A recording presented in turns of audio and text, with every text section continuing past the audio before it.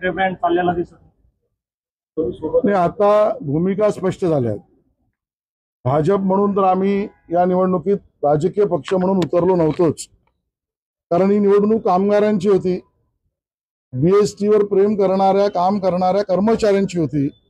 याचं राजकीयकरण उबाटा आणि मनसेने केलं. प्रत्येक गोष्टीत राजकीयकरण करणं, राजकीय भूमिका मांडणं, याचाच त्यांना फळ मिळालं आणि हातात भोपळा मिळाला.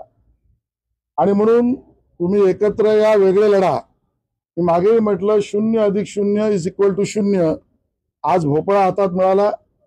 मुंबईचा विजय झाला, मुंबईकरांचा विजय झाला, मराठीचा विजय झाला, कामगारांचा विजय झाला, भाजपचा विजय झाला.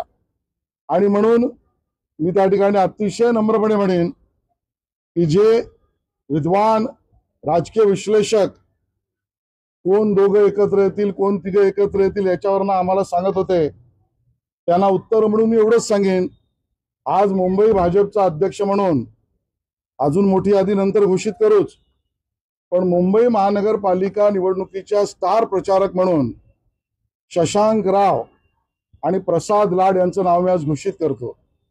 या दोघांनीच बीएसटीच्या निवडणुकीत